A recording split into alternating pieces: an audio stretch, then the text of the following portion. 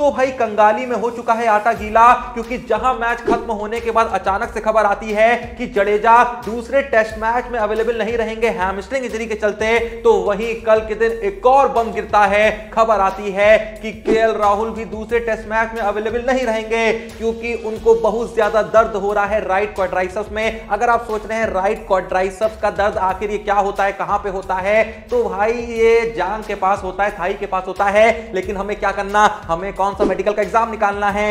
Main बात यहां पे ये है कि वो दोनों प्लेयर जो हमारे पहले टेस्ट मैच के सबसे बड़े हीरो रहे थे, हालांकि हमने मैच जीता नहीं था, लेकिन वो जो दो प्लेयर जिन्होंने सबसे बेहतरीन परफॉर्मेंस दी थी इंडियन टीम के लिए, वो दोनों ही प्लेयर दूसरे टेस्ट मैच में हमें खेलते देखने को नहीं मिलेंगे। मतलब भाई जो हमने उम्मीद लगा के रखी थी कि इंडियन टीम कमबैक करेगी कुछ भी करके दूसरे मैच में, वो उम्मीद धीरे धीरे कम होती हुई दिखाई पड़ रही है। चीटिंग करता है तू, चीटिंग करता है तू। यही रीजन है कि कल के दिन बीसीसीआई वापस से रिवाइज्ड स्क्वाड हमारे सामने रखता है, जिसमें वॉशिंगटन सुंदर को शामिल कर लिया गया है, सरफराज खान को फाइनली शामिल कर लिया गया है, और साथ ही साथ सौरभ कुमार को भी शामिल कर लिया है। अब तुम्हारे दिमाग में भी यही सवाल चल रहा होगा कि आखिर हम दूसरा टेस्ट मैच जीतेंगे कैसे, और आखिर इस दूसरे टेस्ट मैच के लिए इंडिया की प्लेइंग 11 क्या होगी, क्योंकि विराट कोहली दूसरे मैच में भी अवेलेबल नहीं है, वो तीसरे टेस्ट मैच में आएंगे। उम्मीद करते हैं तब तक सीरीज का बेड़ा गर्क ना हो जाए। पर फिलहाल देखो, लगभग मैं तुमको बता दूं, यहां पे इंडिया की प्लेइंग 11 जो है वो मेरे लिए तो कंफर्म है। अब पता नहीं रोहित शर्मा को मेरी जो यहां पे एक्सेप्शन है वो सही लगती है नहीं लगती है, लेकिन मुझे लगता है अब इंडिया को यही प्लेइंग 11 खिलानी चाहिए जो मैं तुमको बताने वाला हूं। पर वो प्लेइंग 11 देखने से पहले जल्दी से जाओ भाई डिस्क्रिप्शन और पिन कार्ड में दिए हुए लिंक से वीरू भाई के टेलीग्राम चैनल को ज्वाइन कर लो, व्हाट्सएप नंबर स्क्रीन पे जाके डीएम कर दो। आज के सारे मैचेस की एक्यूरेट प्रेडिक्शंस वहां पे ऑलरेडी आ चुकी हैं। जो मैच कुछ देर में शुरू होने वाले हैं उनकी कुछ देर में आ जाएगी। जल्दी से जाना है, उन सारे मैचेस की प्रेडिक्शंस को उठाना है, अपनी मस्त फैंटेसी टीम को बनाना है, प्रेडिक्शन करके पैसा कमाना है। अपन कमाते हैं भाई, इसलिए तो आपको बताते हैं। वीरू भाई को हल्के में नहीं लेने का, भाई 10 साल से ज्यादा का एक्सपीरियंस है, तो ये एक्सपीरियंस कहीं तो काम में आएगा ना। यहां पे किसके काम आएगा, आपके काम आएगा। तो इसीलिए कह रहा हूं बिना टाइम वेस्ट करे डिस्क्रिप्शन और पिन कार्ड में दिए हुए लिंक से टेलीग्राम चैनल को ज्वाइन कर लीजिए, व्हाट्सएप नंबर स्क्रीन पर दिख रहा होगा, जाके डीएम कर दीजिए, मस्त पैसा छापिए। तो आओ भाई, अब मैं तुम्हारे दिमाग में चल रहे सबसे बड़े कंफ्यूजन को दूर करता हूं और बताता हूं कि मेरे हिसाब से इंडिया की स्ट्रॉन्गेस्ट प्लेइंग 11 क्या होनी चाहिए दूसरे टेस्ट मैच के लिए। देखो, पहला टेस्ट मैच खत्म होने के बाद बहुत से लोग कह रहे थे कि यार गिल और अय्यर में से किसी एक को तो बाहर अब करना ही करना चाहिए, मतलब बहुत ज्यादा हमने सह लिया है।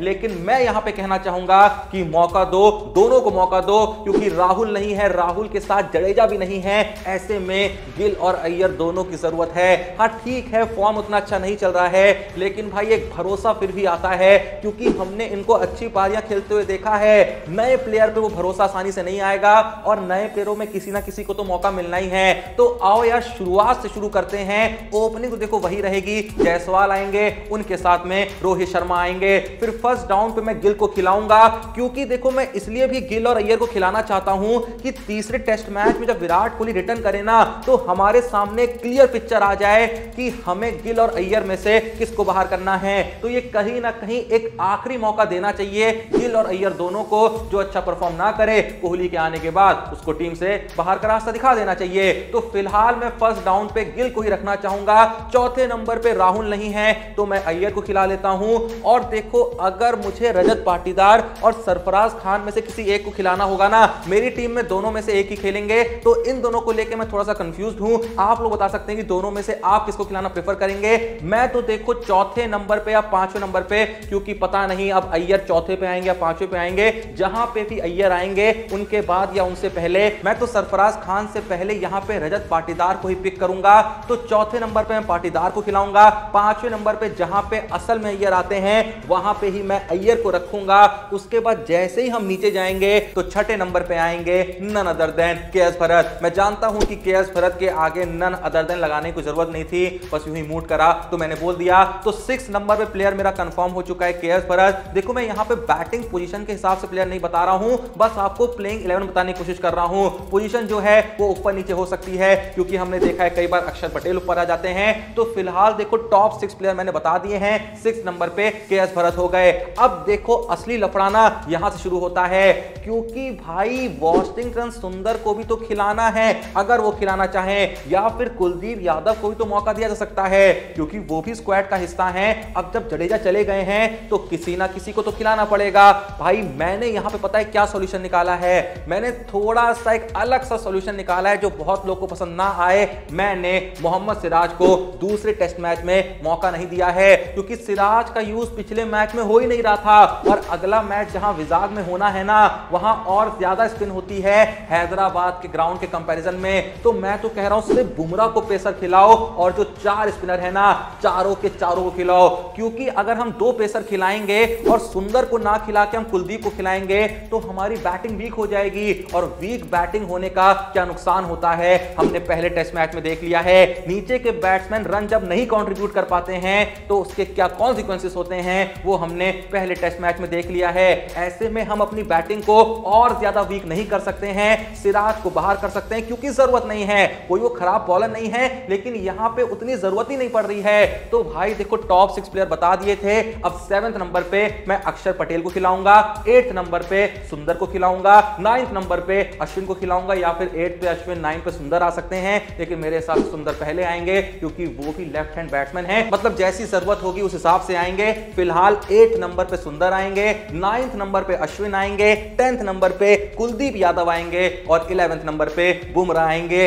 ये है मेरी टीम। मैंने बॉलिंग में देखो ऐसे प्लेयर खिलाए हैं जो बैटिंग को भी स्ट्रांग करेंगे, नीचे तक हमारी बैटिंग रहेगी, क्योंकि अक्षर पटेल भी बैटिंग कर लेते हैं, सुंदर भी अच्छी खासी कर लेते हैं, अश्विन भी कर लेते हैं। बस हमारे जो 2 वीक बैट्समैन रहेंगे वो कुलदीप यादव हो गए और बुमराह हो गए। कुलदीप यादव भी थोड़ा बहुत टिक सकते हैं, लेकिन कुछ खास बैटिंग नहीं करते हैं। मुझे तो लगता है कि बुमराह को कुलदीप से पहले आना चाहिए मेरे हिसाब से। तो ये मेरी स्ट्रॉन्गेस्ट प्लेइंग 11 होगी दूसरे टेस्ट मैच के लिए। आप लोग यहां पे क्या प्रेफर करेंगे? क्या सिराज को खिलाएंगे और स्पिनर्स 3 ही खिलाएंगे, और अगर 3 ही खिलाएंगे तो कुलदीप और सुंदर में से किसको मौका देंगे? भाई मेरे हिसाब से जो मैंने बॉलिंग बताई है ना वो बेस्ट है। बैटिंग में आप लोग की चॉइसेस डिफर कर सकती है, लेकिन भाई देखो अगर हमने गलती से भी 3 स्पिनर खिलाए और उन 3 स्पिनर में एक अक्षर होंगे, एक अश्विन होंगे, लेकिन जो जडेजा वाला काम है वो करने के लिए अगर हमने सुंदर को खिला दिया ये सोच के कि भाई बैटिंग वीक हो रही है, तो सुंदर देखो बहुत ही नॉर्मल बॉलर हैं, कोई ऐसे अच्छे स्पिनर नहीं हैं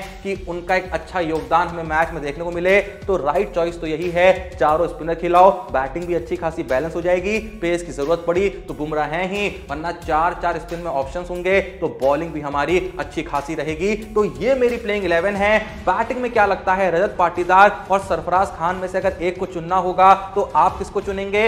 या फिर आप गिल को बाहर करेंगे, या फिर अय्यर को, और पाटीदार सरफराज खान दोनों को मौका देंगे? जो भी आपका सोचना है, जो भी आपका मानना है, जो भी आपकी चॉइसेस हैं, कमेंट सेक्शन में जरूर बताइएगा। वैसे पता है कल के दिन मुझको हंसी किस बात पे आ रही थी कि भाई कल के दिन पैट कमिंस आईसीसी को एक इंटरव्यू देते हैं, और वहां जब उनसे पूछा जाता है कि आपकी नजर में 2 ग्रेटेस्ट प्लेयर कौन से हैं, तो वो नाम पता है किनका लेते हैं? जडेजा का और विराट कोहली का। ऑल ओवर वर्ल्ड जब उनको 2 प्लेयर चुनने को कहा जाता है वो जडेजा का नाम लेते हैं और कोहली का नाम लेते हैं, और साथ ही साथ कहते हैं कि अगर देखिए मुझे 2 प्लेयर कोई ऐसी सिचुएशन में खिलाने हो ना जहां पे बहुत ज्यादा प्रेशर हो, जहां पे मुझे ये लग रहा हो कि भाई यहां पे मुझे ऐसे प्लेयर चाहिए जो चाहे कितनी भी डिफिकल्ट सिचुएशन में खड़े हों लेकिन वो गिव अप ना करें, वहां जाएं, लड़ें और मैच निकाल के लाएं, तो ऐसी सिचुएशन के लिए कोहली और जडेजा से बेहतर प्लेयर हो ही नहीं सकते हैं। लेकिन किस्मत हमारी इतनी खराब है कि ये दोनों ही प्लेयर हमारी टीम में है नहीं। इन दोनों के साथ साथ केएल राहुल भी नहीं है।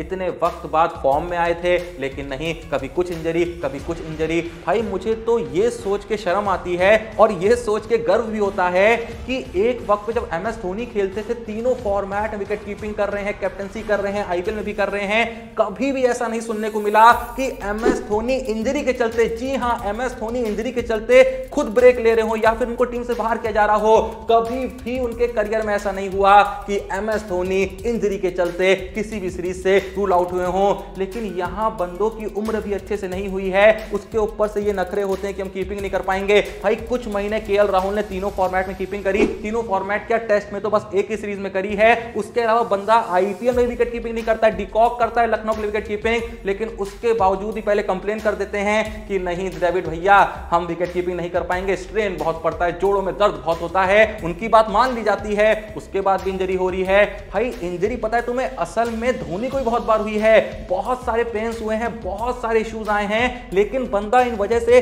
कभी ब्रेक नहीं लेता था, कभी रेस्ट नहीं लेता था, कभी बाहर नहीं होता था। पर पता नहीं आज के लोग को क्या हो गया है, भाई इन लोग को IPL के लिए बस फिट रहना है। मुझे तो यही नखरा लगता है। आप लोग का इस बारे में क्या सोचना है कमेंट बॉक्स में जरूर बताइएगा। और सबसे इंपॉर्टेंट सवाल जो मैंने आपसे पूछा कि जो मैंने आपको प्लेइंग 11 बताई है दूसरे टेस्ट मैच के लिए, वहां पे आप बॉलिंग में कोई चेंज करना चाहेंगे और बैटिंग में सरफराज पाटीदार दोनों खिलाना चाहेंगे, गिल या अय्यर में से किसी को बाहर करना चाहेंगे, और अगर सरफराज और पाटीदार में से किसी एक को खिलाना चाहेंगे तो आखिर आप किसको चूज करना चाहेंगे? अगर कुछ लोग ये सोच रहे हैं कि मैंने पाटीदार को सरफराज से पहले प्रेफर क्यों करा, तो भाई पाटीदार का जो करंट फॉर्म चल रहा है बहुत ज्यादा शानदार चल रहा है, इसलिए मैंने उनको प्रेफरेंस दी है।